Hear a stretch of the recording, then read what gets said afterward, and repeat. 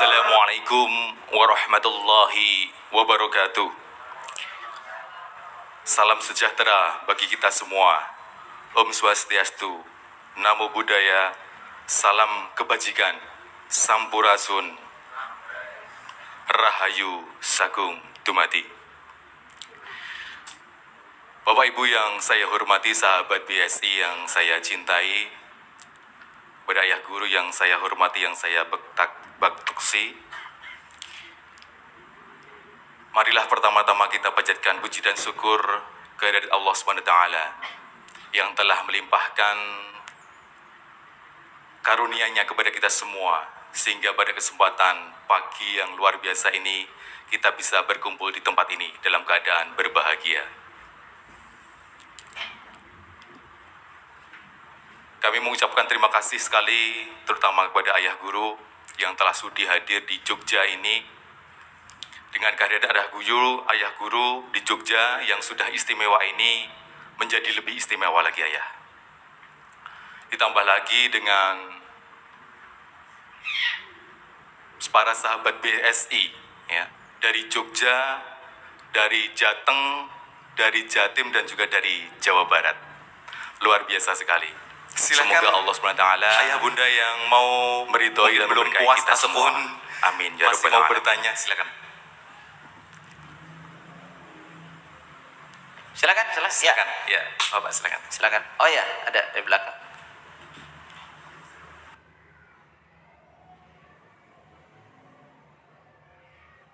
Baik, Pak Tri ya. Sering nonton di YouTube ya. Baik. Mohon diajarkan sholat khusyuk. Ya tentu saja tidak di sini. Ya, harus datang khusus ya, Pak Tri. Tapi gambarannya aja sederhana.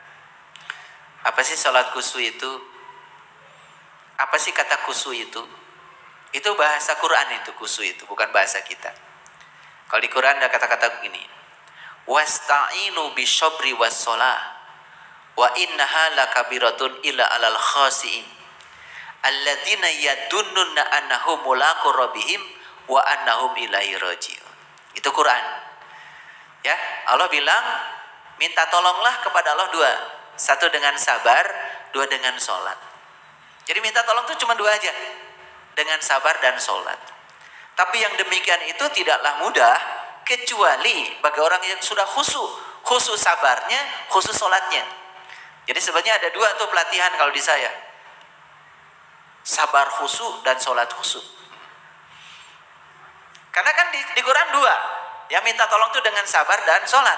Dan tidak bisa kecuali bagi mereka yang sudah khusyuk. Khusyuk sabarnya, khusyuk sholatnya, udah itu minta tolong. Artinya pertolongan Allah tidak akan lama, pasti datang.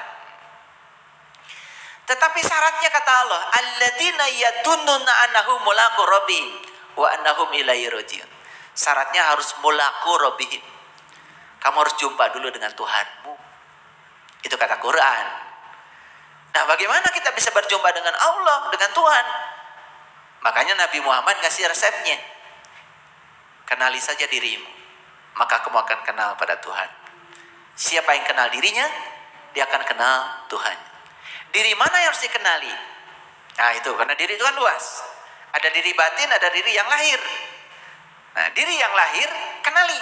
Karena diri yang lahir menyimpan rahasia. Tadi, diri yang lahir ini kan candi. Diri yang lahir ini menyimpan simbol-simbol untuk meniti pada diri yang batin. Yang mana diri yang batinnya? Diri yang batin adalah jati diri kita. Siapa itu? Itu adalah ruhku yang Allah tiupkan ke dalam diri kita. Nah, itu yang harus dikenali. Kalau kita belum mengenali itu, kita tidak akan mencapai sabar khusyuk, apalagi sholat khusyuk. Gitu, Patri. Rambu-rambunya bisa dipahami ya? Itu. Nah, tinggal nanti pelaksanaannya. Karena kan tidak mungkin dipidatokan, karena itu harus dipraktekkan. Nah, nanti Patri sendiri akan merasakan betapa nikmatnya. Betapa nikmatnya sholat. Bahkan yang sudah pernah ikut pelatihan sholat ini melaporkan pada saya, kadang-kadang satu rakaat pun bisa sampai berjam-jam. Satu rakaat itu. Jadi pantas kalau Rasulullah sholatnya sampai kakinya bengkak, karena apa? Karena merasakan penyatuan itu, merasakan rasa itu. Dan rasa itu tidak bisa dijelaskan, harus dirasakan langsung. Nah itulah sholat yang akan kemudian berdampak kepada tercegahnya perbuatan keji dan munkar. Karena sholat itu bukan tujuan, sholat itu adalah instrumen. Sholat itu adalah alat, tujuannya adalah akhlak. Jadi tujuan dari sholat itu akhlak. Makanya kalau ingin tahu orang itu ilmunya benar atau tidak, lihat saja akhlaknya. Kalau akhlaknya, mohon maaf ya, tidak mulia, tidak sejalan, itu tanda ada masalah dong dengan ilmunya. Jadi untuk tahu ilmu orang itu benar atau tidak, lihat akhlaknya. Kalau penuh cinta kasih, penuh welas asih, dapat memperlakukan orang lain seperti yang memperlakukan dirinya sendiri, itu tanda ilmunya benar. Jadi nggak usah susah-susah untuk tahu ilmu orang benar atau tidak, nggak usah pakai dalil apa-apa, lihat akhlaknya. Itu aja. Jadi gunakan ukuran yang sederhana supaya tidak ruwet belajarnya. Paham ya? Baik, terima kasih. Tadi ada pertanyaan dari sebelah sini, silakan.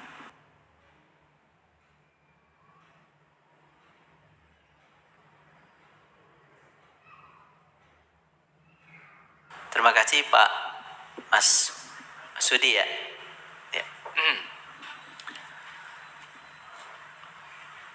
Merubah cara berpikir itu tidak seperti membalikan telapak tangan. Perhatikan saya. Ada otak, ada pikiran. Otak itu kosong dulu. Dan otak itu ciptaan Allah. Tapi pikiran itu bukan buatan Allah. Pikiran itu buatan lingkungan. Jadi yang menciptakan pikiran kita itu adalah lingkungan tempat kita tinggal. Apa yang kita lihat, apa yang kita dengar, apa yang kita izinkan masuk ke dalam otak, itu akan membentuk pikiran. Nah, pikiran itu akan membentuk paradigma. Paradigma akan membentuk sikap. Ya. Oleh karena itu, ya, kita lihat berapa tahun kita dibentuk pikiran kita seperti itu. Tentu saja kita perlu waktu juga untuk mengubah apa yang sudah dibentuk oleh lingkungan yang terbentuk menjadi pikiran kita. Sangat wajar kalau kita mengalami kebangkitan spiritual, kemudian kita mengalami transformasi, mengalami perubahan, agak sulit untuk meninggalkan baju lama kita. Karena apa? Baju lama itu sudah terlalu melekat dalam diri kita. Dan melekatnya itu sudah terlalu kuat dalam diri kita. Bahkan sudah menjadi tadi doktrin, paradigma, sudah menjadi sudut pandang. Oleh karena itu, untuk mengubah diri, memasuki baju baru, kesadaran baru, otomatis dibutuhkan kesabaran. Dibutuhkan tekad yang sangat kuat. Karena kalau tekad kita lemah, seperti naik gunung, ya, baru naik sebentar, turun lagi, naik sebentar, turun lagi. Kita mencari jalan yang lebih mudah. Tidak ada. Semua akan naik. Betul nggak? Oleh karena itu, sebaiknya seperti orang menggali sumur. Kalau orang menggali sumur, memang kalau kita menggali sumur yang pakai cangkul, kan awal mungkin badan kita kotor dulu, lelah dulu, betul? Tapi kalau kita berhenti menggali sampai di situ, belum sampai pada airnya, kita tetap badannya akan kotor. Kita tidak menemukan air, kita tetap haus. Tapi begitu kita tekun dan sampai menemukan airnya, maka semua kotoran pada diri kita itu akan sirna oleh air yang kita temukan. Nah itulah yang di Quran dikatakan, wa allawistaqomu ala tariqat la asqainahum ma'an godako. Siapa yang teguh pendirian dalam satu jalan, maka dia akan meminum hikmah di jalan itu. Itu Quran. Jadi itu yang disebut dengan istiqomah, teguh pendirian. Ketika sudah menginjakkan kaki di satu jalan, wa allawistaqomu ala tariqat la asqainahum ma'an godako. Kita harus terus tekun di jalan itu, karena suatu saat kita akan meminum hikmah di jalan itu. Jadi syaratnya cuma satu, teguh pendirian. Itu bahasa Quran, bukan bahasa saya. Saya juga mengalami seperti itu. Bayangkan ya, dari kecil saya dididik seperti ini, seperti itu, kemudian terbentuklah paradigma. Ketika kita ingin ya mengubah paradigma itu, pasti ada perlawanan pasti dari baju yang lama. Tetapi kalau kita tekun terus menerus, lama kelamaan paradigma lama akan luntur juga. Sehingga kita akan memiliki paradigma baru yang lebih fleksibel, ya, lebih bijaksana, lebih luas, ya, seperti itu. Syaratnya cuma satu, ya, teguh pendirian. Karena apa? Dalam perjalanan spiritual itu, jangan setiap ada kesulitan kita minta kepada orang lain untuk menjawab kesulitan kita. Karena jawaban dari orang atas kesulitan kita bukan jawaban yang pas untuk kita. Karena jawaban atas kesulitan kita adalah yang akan datang dari pengalaman pribadi kita sendiri. Makanya malam yazuk lam ya'rif, yang tidak mengalami tidak akan pernah paham. Jadi bagus kalau pemahaman itu datang dari pengalaman. Terus saja pertanyakan semua ke dalam diri, maka semesta akan mengalirkan jawaban yang dibutuhkan untuk diri berkembang. Kenapa? Allah mengatakan di Quran, wa ja'alnakum fiha ma'ayyisa, segala kebutuhan tentang dirimu sudah aku sediakan pada dirimu sendiri. Jadi sebetulnya semua kebutuhan diri kita itu ada dalam diri kita. Ketika kebutuhan kita meningkat, kita juga akan diberi jawaban atas kebutuhan yang meningkat itu. Dan tanpa batas, terus menerus akan ada. Alirkan terus pertanyaan pada diri, maka semesta akan melahirkan jawaban pada Bapak. Insya Allah nanti akan sampai pada ma'an godako, kita akan mendapatkan hikmah di jalan itu. Asal teguh pendirian, ya, sabar.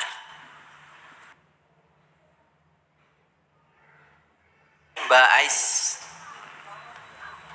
apakah untuk sampai pada cahaya ilahi itu sendiri atau perlu dibimbing?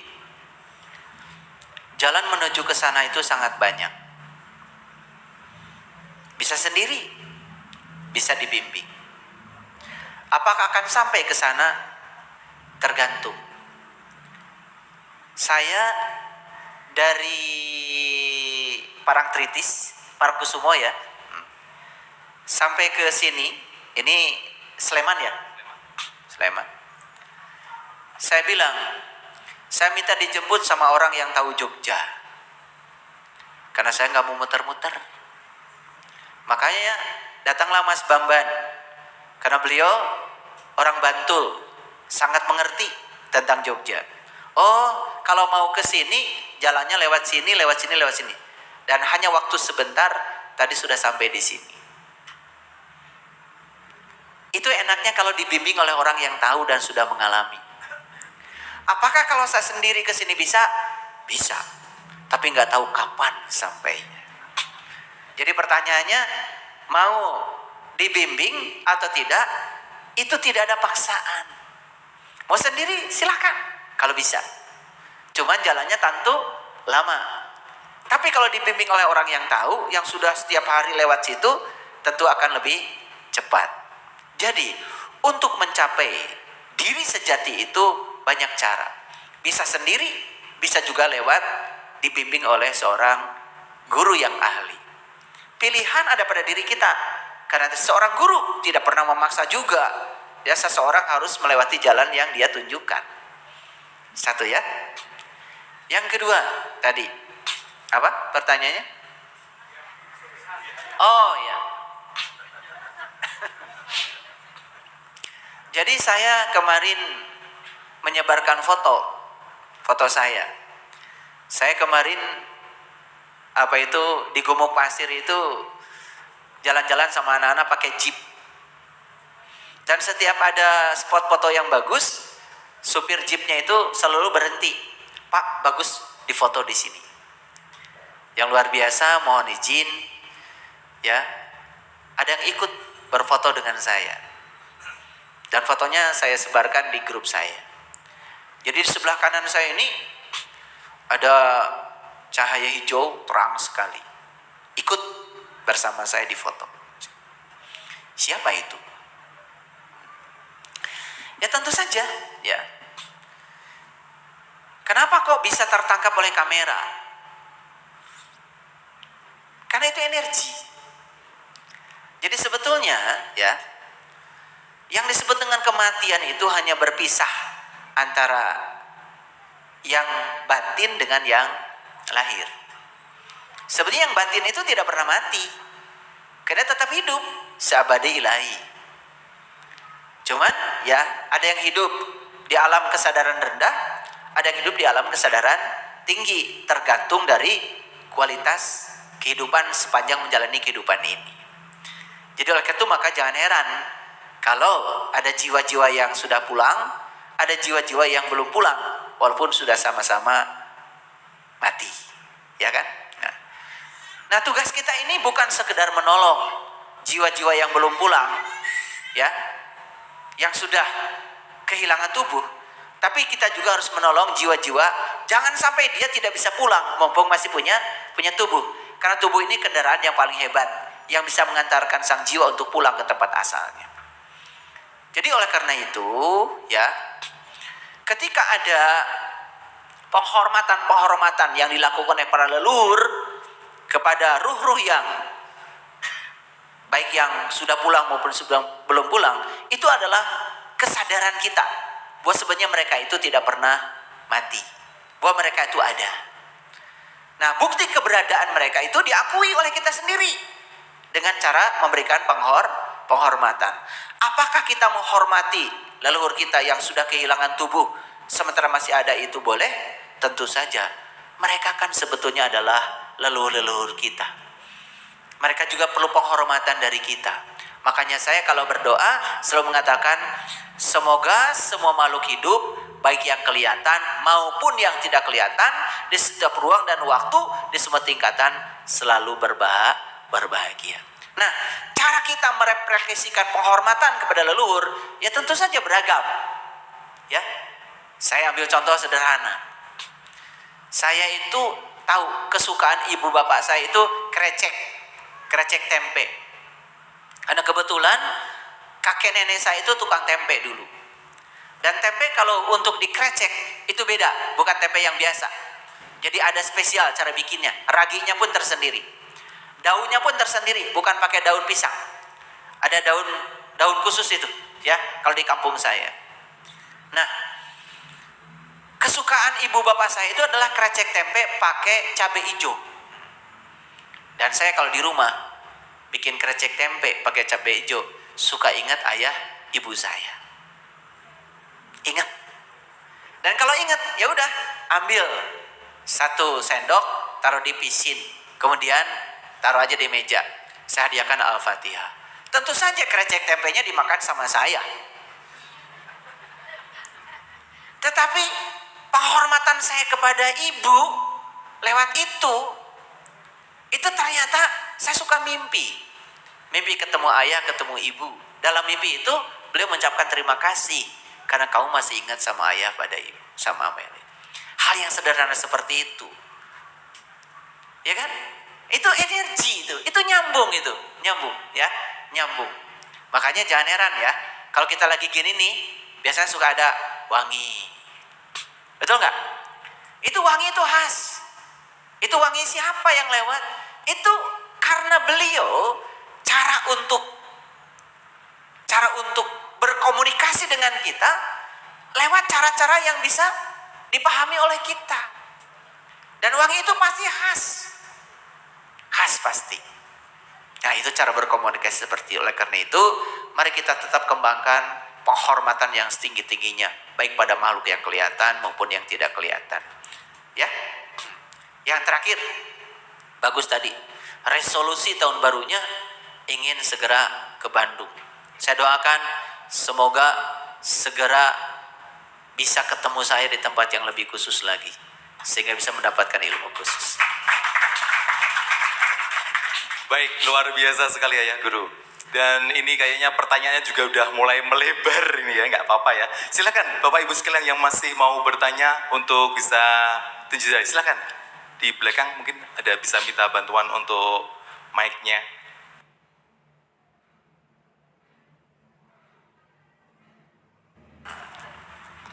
Baik, terima kasih Mas Nuradi. Pertanyaan pertama,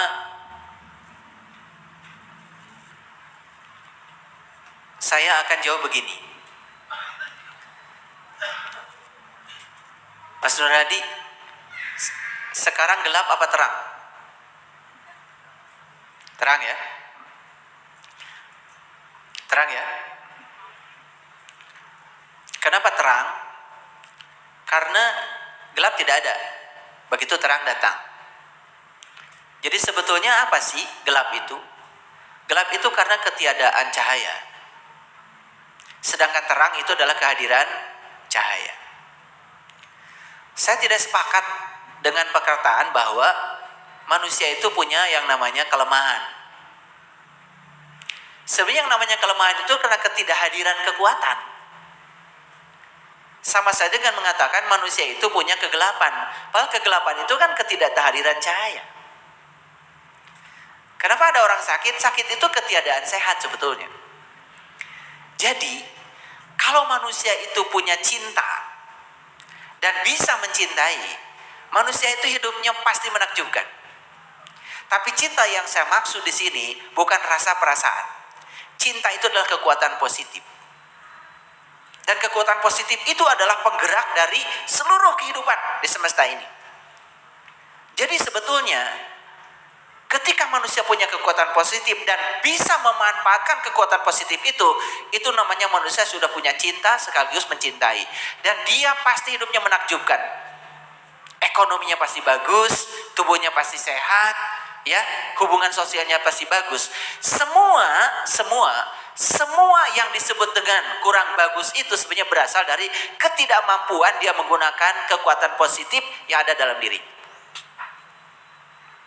Jadi sebetulnya kalau semua kita tahu ada satu daya di semesta ini yang namanya kekuatan positif yang menggerakkan semesta itu, dan kita tidak berfokus pada kekurangan, itu tidak ada kekurangan itu. Contoh sederhana deh. Pernah nggak ada orang mengatakan berpikir positif, berpikir positif? Pernah nggak? Jangan berpikir negatif. Pernah nggak? Sekarang pertanyaan saya, apa sih berpikir positif? Tahu nggak? Siapa yang tahu? Saya kasih hadiah tuh. Apa sih berpikir positif? Berpikir yang baik-baik. Baik itu setiap orang kan lain-lain. Ini saya kasih tahu. Ini ilmu penting. Berpikir positif isinya adalah pikiran kita cuman memikirkan yang kita ingin dan kita suka.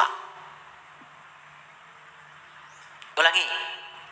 Berpikir positif adalah pikiran yang isinya hanya memikirkan yang kita ingin dan kita suka. Kalau gitu pikiran negatif apa? Pikiran negatif itu adalah pikiran yang isinya memikirkan yang kita tidak ingin dan memikirkan yang kita tidak suka. Oke, kembali lagi pada kekuatan tadi. Lihat saya semuanya. Bagaimana berpikir positif tentang pasangan? Pikirkan yang kita ingin dari pasangan apa.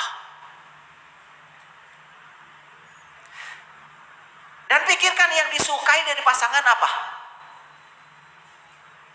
Aneh, ingin pasangannya baik, tetapi yang diceritakan keburukan pasangan kita sendiri. Sedangkan apa yang kita katakan lewat mulut, bukankah itu yang diproduksi oleh pikiran? Coba mulai sekarang, Mas Nur, pikirkan aja yang Mas Nur mau dan yang Mas Nur sukai. Jangan memikirkan yang Mas Nur tidak mau dan tidak Mas Nur sukai. Kelemahan yang tadi itu nggak ada. Sama dalam spiritual juga begitu. Begitu kita memikirkan bahwa kita tidak mampu, lemah, tidak layak mencapai itu, kita tidak akan mencapainya. Karena itu berasal dari kegelapan, dari ketiadaan cahaya. Jadi sebetulnya Allah itu tergantung apa yang kita pikirkan. Tahu nggak, Bapak Ibu, kenapa saya ada di Jogja? Kenapa saya ada di Jogja sekarang? Tahu nggak? Karena saya memikirkan Jogja. Karena saya memikirkan Jogja, maka saya melakukan upaya supaya saya bisa pergi ke Jogja. Apakah kalau saya tidak memikirkan Jogja, saya ada di Jogja? Gak ada. Yang tidak memikirkan Jogja tidak akan bersama saya di Jogja.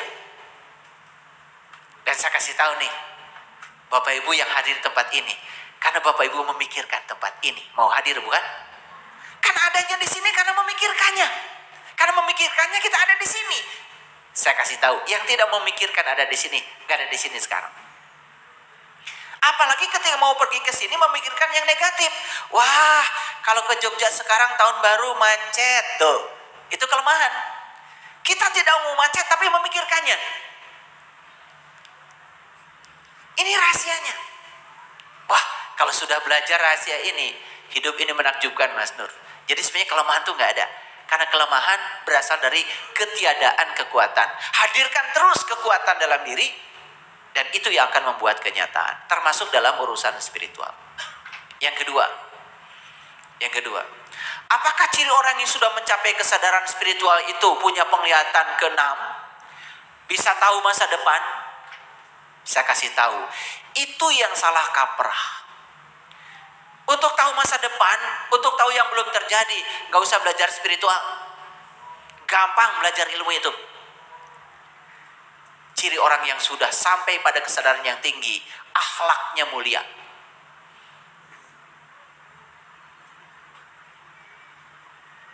Bukan jadi peramal. Untuk mengasah ketajaman itu gampang, tidak usah belajar spiritual. Untuk membuka penglihatan ke dimensi itu tidak usah belajar spiritual. Ingat, Nabi Muhammad diutus ke dunia bukan untuk menjadi tahu masa depan, masa itu, tidak. Beliau datang ke dunia untuk memuliakan akhlak. Jadi oleh karena itu, ciri orang yang sudah sampai kesadaran spiritualnya tinggi, akhlaknya mulia, itu indikatornya. Makanya tadi dia pertanyakan, kalau begitu anak kecil juga banyak yang datang ke dunia, kemudian punya kemampuan mengetahui tentang yang belum terjadi, yang disebut dengan indigo. Ya toh? Apakah itu privilege? Apakah itu keistimewaan dari Allah? Bukan. Allah tidak pernah mengistimewakan satu orang dan tidak mengistimewakan yang lain. Karena Dia Maha Adil. Allah memperlakukan semua kita sama. Kenapa ada kemampuan anak kecil bisa meramal masa depan? Itu dari kesadaran masa lalunya. Dari kesadaran masa lalunya. Karena dia datang ke sini bukan di kehidupan yang sekarang saja. Dia sudah mengasah potensi itu di kehidupan yang sebelumnya. Sehingga di kehidupan yang sekarang, dia masih punya dari kesadaran yang lama kemampuan itu. Jadi, puncaknya spiritual itu adalah akhlak, Mas Nur. Makanya saya bilang tadi, ciri orang ilmunya benar, lihat saja akhlaknya beres apa tidak. Rumah tangganya benar apa tidak. Makanya kalau saya, ya ciri orang benar gak ilmu? Ya lihat aja, beres gak dengan istrinya? Beres gak dengan anaknya? Gitu.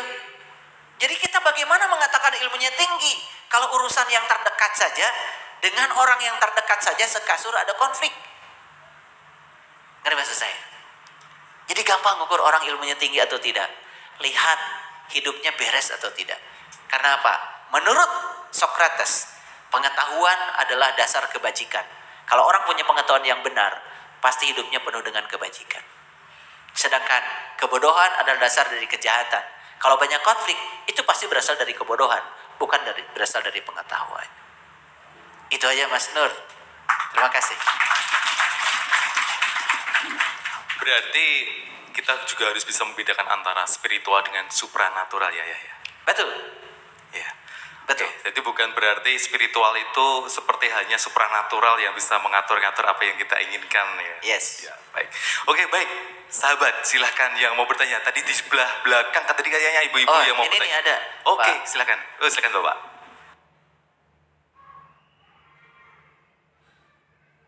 Terima kasih Ayah Anwar. Luar biasa ya. Beliau menceritakan banyak pengalaman tentang perjalanan hidupnya. Apalagi di usia beliau yang sudah sangat matang ya. Beliau sudah melewati berbagai macam fase kehidupan. Tadi beliau menyatakan dengan melakukan banyak aktivitas spiritual, baik itu meditasi atau zikir atau melakukan doa. Beliau merasakan hitungannya itu detik kemudian menjadi sebuah kenyataan. Apakah itu yang disebut dengan kesadaran yang tertinggi? Inilah ya, ketika seseorang itu sudah bisa beresonansi dengan energi ilahi tanpa hambatan, disitulah sebetulnya yang terjadi yang namanya kun fayakun itu. Jadilah. Kenapa? Antara irodatnya Allah dengan irodatnya yang dititipkan ke dalam diri itu sudah bermanunggal, sudah menyatu, sehingga mudah sekali untuk menjadi realisasi. Itu juga dibantu oleh kekuatan pikiran dan perasaan. Karena tadi ketika membaca doa, zikir, meditasi, itu kan sebenarnya mengkondisikan ya pikiran sehingga kekuatan positif dalam diri itu kemudian menguat. Ketika kekuatan positif dalam diri menguat, perasaan dalam diri juga menguat. Itu yang kemudian akan membangun kenyataan. Teruskan, ayah, itu sudah sangat bagus. Kemudian yang kedua tadi, apakah boleh ya dalam kesadaran ini kemudian kita melawan kesombongan dengan kesombongan? Gak boleh. Kesombongan hanya bisa dilawan dengan kelembutan. Kejahatan hanya boleh dilawan oleh cinta. Kegelapan hanya bisa lawan oleh cahaya. Justru orang-orang yang berkesadaran tidak tertarik lagi untuk melawan kesombongan dengan kesombongan. Melawan pengetahuan, melawan kebodohan dengan pengetahuan. Melawan kejahatan dengan cinta. Melawan kebencian dengan kelembutan. Sudah saatnya seperti itu. Dan ayah bisa praktekkan. Kalau itu dipraktekkan lebih dahsyat lagi daripada yang tadi dialami. Ya, itu. Terima kasih. Silakan, masih ada?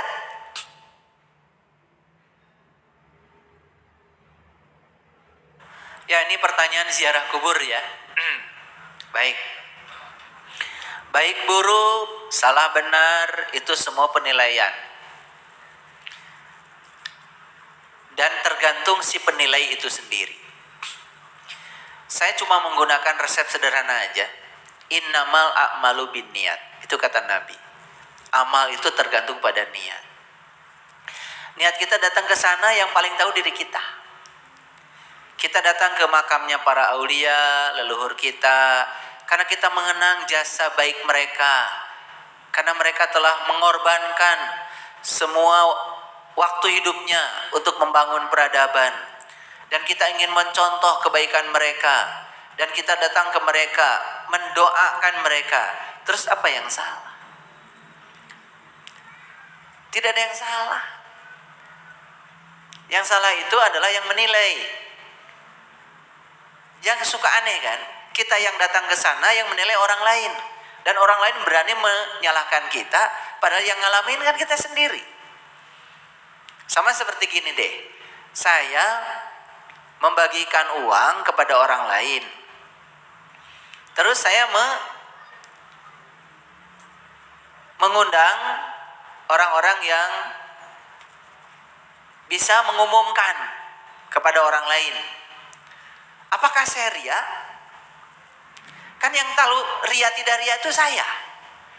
Saya berpedoman pada ayat Quran. Di Quran dikatakan, sedekah itu bisa sembunyi-sembunyi, bisa terang-terangan kata Quran. Boleh dua-duanya kok. Apakah saya sedekah mengundang wartawan gak boleh gitu?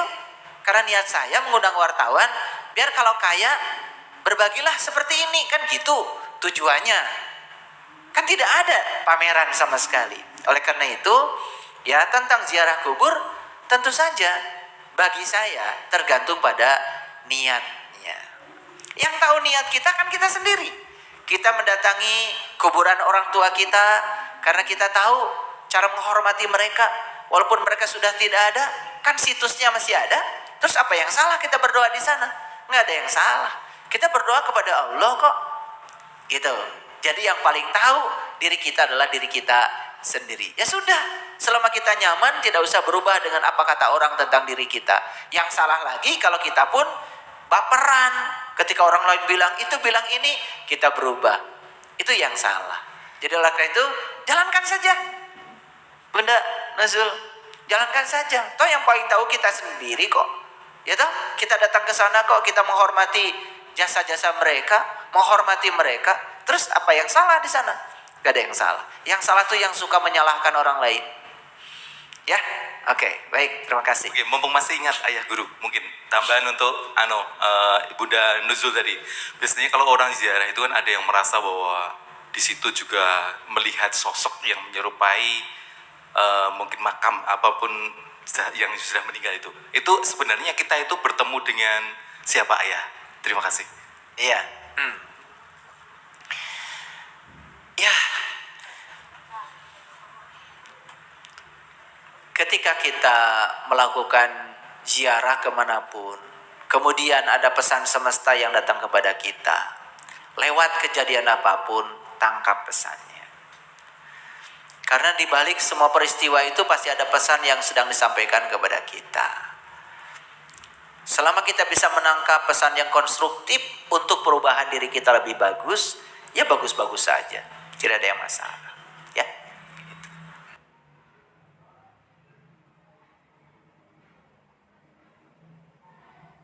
Ya, terima kasih Mas Udin. Saya harus bisa menangkap pertanyaannya.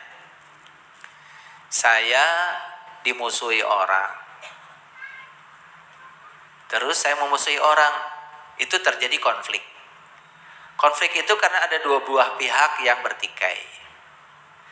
Orang memusuhi saya memaafkan saja. Saya juga tidak memikirkannya. Di mana konfliknya? Kan konflik itu tidak ada dalam sekejap. Karena perlawanan itu tidak ada kalau tidak ada yang melawan. Meja didorong seseorang dari arah sini, didorong sana, konflik. Saling dorong-dorong karena ada yang melawan. Coba biarkan aja, gak usah dilawan. Jadi sebetulnya yang dimaksud oleh saya, ciri orang yang sudah berkesadaran tinggi itu hampir tidak mau menginvestasikan pikiran, waktu dan tenaganya ya, hanya untuk hal-hal yang tidak penting. Makanya di Quran surat Al-Mu'minun dikatakan ciri orang yang beriman itu salah satunya adalah tidak pernah melakukan tindakan yang tidak berguna. Jadi kan ketika kita melawan kejahatan dengan kejahatan, kan sama aja dengan kita sedang menginvestasikan energi kita untuk hal yang tidak berguna. Karena ujungnya kan kita juga jadi berbuat jahat. Betul nggak? Jadi sebenarnya konflik itu ada karena ada dua belah pihak. Kalau satu pihak sudah memaafkan, sudah mengarifi, sudah memahami, apa konflik itu ada? Nggak ada, Mas. Nggak ada. Nggak ada. Ya kan? Karena bertikai itu kan karena dua belah pihak. Coba, kalau satu pihak aja kan apa? Disebut bertikai? Nanti juga capek sendiri. Makanya oleh karena itu tidak usah dilawan. Tidak usah dilawan. Ya, saya sering mengatakan dua hal saja. Kita harus belajar dua hal. Satu, daripada marah, lebih bagus memaafkan. Daripada kita menyalahkan, lebih bagus memahami. Itu aja. Nah, ciri orang bijak itu seperti itu. Dia tidak mau terlibat untuk sama-sama memasuki area rendah. Karena di area kerendahan itu kan pasti akan menimbulkan kesengsaraan. Jadi kita tidak usah lagi melawan yang seperti itu. Gak ada artinya. Ya. Dan dalam sekejap konflik tidak ada kalau kita tidak mau berkonflik. Konflik ada karena kita mau berkonflik. Jadi kata-kata tadi ya, apa tuh? Kalau apa tadi? Oh ya, masuk kategori konflik itu seperti apa? Ya kalau diadakan konflik itu ada, kalau ditiadakan kan tidak ada. Dan kalau satu pihak nggak konflik, dia sedang ramai sendiri, biarkan aja, ntar juga capek sendiri. Ada orang marah-marah sendiri, biarkan aja. Kalau dilawan itu ada konflik. Kalau nggak dilawan nggak konflik. Kalau dimaafkan nggak ada konflik. Konflik itu karena ada dua buah pihak yang bertikai. Yang paling penting siapa yang paling waras, itu aja. Makanya kita harus selalu menjaga kewarasan. Itu namanya eling lan waspodo, selalu mawas diri, artinya menjaga kewarasan diri. Ya udah, waras saja, jangan melawan ketidakwarasan, konflik tidak ada. Itu aja Mas, sesederhana itu kalau dari saya. Karena saya juga tidak pernah mau berkonflik. Ya, contoh, ada kejadian di jalan raya, saya pernah mobil saya disodok sama delman. Buat apa kita berantem di jalan raya? Ya sudah, tidak usah salah benar, baik buruk, apalagi sampai berantem. Kamu yang salah, saya yang benar. Nggak ada artinya. Apalagi melawan orang-orang yang tidak sadar. Ya sudah, saya pulang aja. Ya saya doakan semoga ya nanti tidak terjadi lagi. Padahal mobil saya babak belur kesedok sama kayunya delman. Ya udah, saya masukkan ke bengkel dan mobil jadi bagus lagi. Dan saya maafkan, kan nggak ada konflik. Konflik terjadi kalau kita merasa paling benar, lalu berantem di jalan. Terus buat apa melayani yang begitu? Lebih bagus pulang, masukkan mobil ke bengkel, makan yang enak, tidur yang nyenyak, daripada main pukul-pukulan di jalan. Itu kan kebodohan. Makanya jangan pernah terlibat yang begitu. Sudah, sesederhana itu kok. Ya, saya sering mengalami kejadian mobil ditabrak. Ya sudah, saya maafkan aja. Mobil masuk bengkel, ya udah saya pulang. Daripada di jalan, buat apa? Ketika kita marah pada orang, sebenarnya kita sudah meruntuhkan hak martabat diri kita sendiri. Marah tuh bukan buat orang, kita merendahkan diri sendiri. Dan gak ada kemarahan buat orang. Yang ada kita melampiaskan hawa nafsu yang kemudian merugikan diri kita sendiri. Buat apa? Ya rugi kan? Makanya sebesar apapun serangan orang pada kita, sudah maafkan dan biarkan. Itu kata Quran. Maafkan dan biarkan. Gak ada konflik Mas. Sesederhana itu. Gitu. Nah itulah ciri orang yang sudah sadar, udah mencapai akhlakul karimah itu begitu. Nabi Muhammad kan dimaki-maki macam-macam, malah beliau nyuapin dengan cinta kasih. Kan seperti itu ceritanya. Nah cerita itu praktekkan dalam kehidupan kita. Jangan melawan kebencian dengan kebencian. Jangan melawan kejahatan dengan kejahatan. Yuk kita lawan kegelapan hanya dengan menghadirkan cahaya. Itu. Terima kasih. Baik, sangat sederhana sekali ya. Selama kita masih bisa atau menginginkan mencengkram yang kita inginkan dan menolak apa yang tidak kita inginkan, tentunya kita tidak akan bahagia ya. Beda halnya apabila kita sudah bisa mencengkram, bisa mencengkram apa yang tidak kita inginkan dan bisa menendang apa yang kita inginkan. Mungkin itu salah satu konsep untuk bisa bahagia. Ya, bahagia itu sederhana kok. Belajar melepas yang kita ingin, belajar menerima yang tidak kita ingin. Itu aja. Karena melepas yang tidak kita ingin gak usah belajar. Menerima yang kita ingin gak usah belajar. Belajar itu harus ada hal baru. Jadi belajar itu adalah belajar melepas yang kita ingin, belajar menerima yang tidak kita ingin. Di situ belajar. Kalau melepas yang tidak kita ingin gak usah belajar, udah biasa kok. Oleh karena itu maka belajar itu adalah yang sebenarnya adalah melepas yang kita ingin dan menerima yang tidak kita ingin. Kalau itu sudah bisa, apalagi melepas yang sebaliknya atau menerima yang sebaliknya. Sederhana kok. Jadi sebetulnya keruwetan hidup itu berasal dari sini nih. Sini, semuanya di sini. Karena pikiran masih menendang dan mencengkram. Itulah pentingnya kita untuk belajar mengenal jati diri ya, supaya kita menemukan kebahagiaan yang sejati. Ya.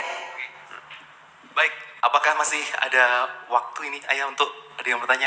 Oh, ada pertanyaan ya? Ya, silakan.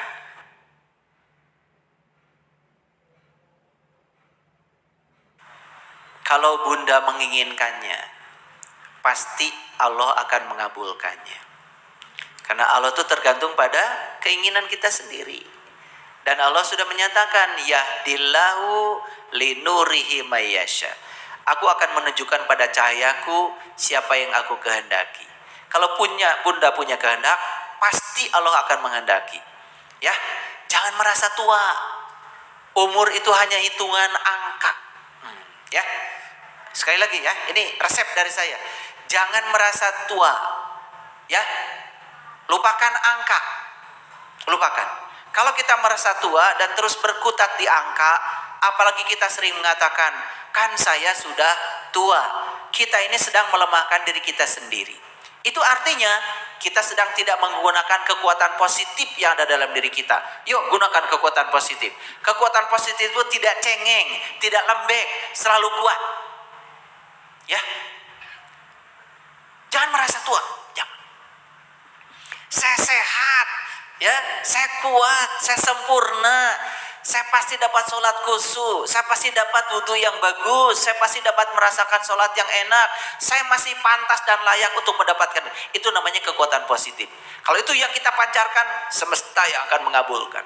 Tapi kalau kita selalu memancarkan kekuatan negatif, saya lemah, saya tua, saya tidak mungkin, saya tidak bisa jalan, sudah melemahkan diri kita sendiri, itu yang akan terjadi. Jadi saya doakan ya, insya Allah Bunda nanti suatu saat akan ketemu dengan saya di acara yang lebih khusus lagi. Ya.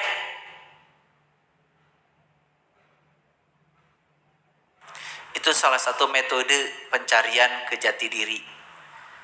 Itu tidak ada yang salah. Teruskan. Ya. Tapi lebih bagus kalau ada pembimbing supaya tidak salah kaprah, tidak merasa sudah sampai, padahal sebenarnya belum kemana-mana. Tadi saya tahu bahwa sesungguhnya yang harus saya sembah adalah yang hidup, yang menempel dalam diri saya. Bukan nempel, yang menghidupi. Bukan nempel, yang meliputi. Bahkan dirimu sendiri adalah dia. Bahkan diri kita itu tidak ada, yang ada cuma dia. Itu. Makanya ajaran leluhur kita itu kan sangat agung. Belajar manunggaling kaula lan Gusti. Manunggal itu mana? Artinya kaula itu udah gak ada lagi. Saya yang disebut-sebut itu gak ada lagi. Yang ada cuma dia. Itu yang dirangkum dalam kalimat La ilaha illallah. Yang mana yang bukan dia. Sudah betul pencariannya. Ya. Tapi lebih bagus lagi kalau kita bisa meniti ke dalam diri seperti yang diajarkan oleh para leluhur kita supaya tidak salah arah. Itulah pentingnya kita belajar pada guru. Yang kedua, apakah ketika punya kesadaran tadi ya bagus sekali. Karena apa? Welas asihnya Bapak itu sudah muncul. Sudah bisa melihat bahwa dia meliputi seluruh semesta raya. Bahkan satu nyamuk pun disadari ada dia di situ. Bahkan pada daun yang kering pun ada dia di situ. Jadi itu sudah memenuhi ayat walillahil masyriqi wal maghrib fa aina matwalu fasamma wajhullah. Allah meliputi timur dan barat. Kemanapun kamu malingkan wajah, yang kamu lihat adalah wajahnya Allah. Itu sudah sampai pada kesadaran. Teruskan, itu sudah bagus. Ya, gak ada yang salah.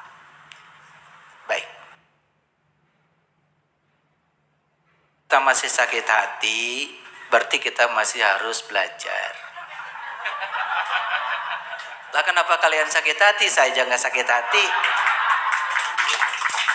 Berarti harus belajar lagi kalau masih sakit hati. Kalau kita masih marah karena orang lain melakukan yang kita tidak suka, kalau kita masih tidak suka pada orang, jangan-jangan yang kita tidak sukai masih kita lakukan. Jadi, tidak ada yang perlu ditakutkan dalam hidup. Tidak ada yang perlu ditakutkan dalam hidup. Kebenaran itu punya mekanisme sendiri untuk menunjukkan dirinya. Oleh karena itu, pesan saya sederhana. Biarkan saja orang mau menghina kita seperti apa. Karena tidak ada yang bisa menghina kita tanpa izin kita. Siapapun yang menghina kita, dia sedang menghinakan dirinya sendiri. Yang paling penting kita jangan pernah menghinakan siapapun. Orang merendahkan kita, biarkan saja. Kita tidak akan direndahkan orang kalau kita tidak mengizinkannya. Justru orang yang merendahkan kita, dia sudah merendahkan dirinya sendiri. Mekanisme semesta ini sudah sangat adil. Jadi biarkan saja. Jangankan selevel saya yang tidak tahu apa-apa, tidak bisa apa-apa. Nabi Muhammad saja di zamannya pernah dibilang gila, dibilang sesat, dibilang apa. Beliau nggak apa-apa. Justru itu bagi Nabi Muhammad jadi nutrisi untuk meningkatkan kekuatan beliau, kebijaksanaan beliau, cinta kasih beliau. Karena cinta kasih Allah itu baru tumbuh justru saat kita bisa menyayangi orang-orang yang membenci kepada kita. Jadi tidak ada yang perlu dirisaukan. Biarkan saja, alam punya cara sendiri kok, mengalir saja. Yang penting satu, jangan pernah kita mengeluarkan kata-kata yang merendahkan siapapun. Dua, jangan pernah kita mengatakan kata-kata yang menghina siapapun. Kalau kita dihina, ya biarkan saja. Kapal itu tidak pernah tenggelam oleh air yang di luar. Dan kapal itu hanya akan tenggelam ketika air diizinkan masuk ke dalam. Jadi, saya sendiri tidak apa-apa, ya kalian gak usah apa-apa. Ya belajar memaafkan. Kenapa sih? Justru di sini kita akan bisa dilihat oleh orang siapa benar, siapa salah. Ciri orang yang agem ilmu kebenaran, akhlaknya mulia dan tidak pernah merendahkan siapapun. Tidak pernah mencaci maki siapapun. Karena apa? Ulas asihnya sudah besar. Orang yang masih mencaci maki orang lain itu karena kekurangan ulas asih, masih residu, masih kekurangan cinta dalam dirinya. Dan kita tidak bisa memaksa orang yang kekurangan cinta harus mencintai apa yang bisa diberikan oleh dia. Kekurangan kok. Sama seperti orang kekurangan harta, tidak bisa dipaksa harus memberikan hartanya. Dia nggak punya kok. Orang nggak punya cinta, tidak bisa dipaksa harus memberikan cinta. Nggak punya cinta. Jadi oleh karena itu, apa sikap kita? Sikap kita hidup itu seperti roda. Jangan berhenti mengayuh. Jalan aja terus. Kemana sampainya? Emang mau sampai kemana sih hidup? Yang enak akan ditinggalkan, yang tidak enak akan ditinggalkan. Tugas kita dalam hidup, bagaimana supaya kita jadi orang yang bermanfaat bagi orang banyak. Itu saja kok. Sesederhana itu. Oke, baik. Terima kasih Ayah Guru atas pencerahannya. Baik, Bapak Ibu sekalian, sahabat yang saya cintai dan dirahmati Allah. Tidak terasa sudah 2 jam kita bersama dengan Ayah. Tentunya masih banyak pertanyaan-pertanyaan yang ada dalam diri kita untuk dipertanyakan. Tentunya kita akan ikuti terus Ayah Roadshow di Jawa, insyaallah. Baik, ada beberapa poin yang akan saya simpulkan. Yang pertama, yang bisa menjawab sampai di mana perjalanan hidup kita, itu adalah diri kita. Apakah masih berada di bawah, apakah sudah di tengah, ataupun sudah di puncak kesadaran. Kemudian yang kedua, puncaknya ibadah adalah akhlak. Apabila kita sudah merasa beribadah, tapi akhlak kita adalah sama seperti halnya kemarin-kemarin, kita perlu pertanyakan pada diri kita, apakah ibadah kita sudah benar. Kemudian indikator sudah sampai ke puncak atau tidak, apabila kita di suatu tempat kita bisa membahagiakan siapa saja, tidak menyakiti siapa saja, baik itu kepada manusia, baik itu kepada hewan ataupun kepada tumbuhan, maka kita bisa dikatakan orang yang soleh. Demikian yang dapat saya sampaikan. Kupat sayuri santen, menawi lepat nyuwun pangapunten. Wassalamualaikum warahmatullahi wabarakatuh.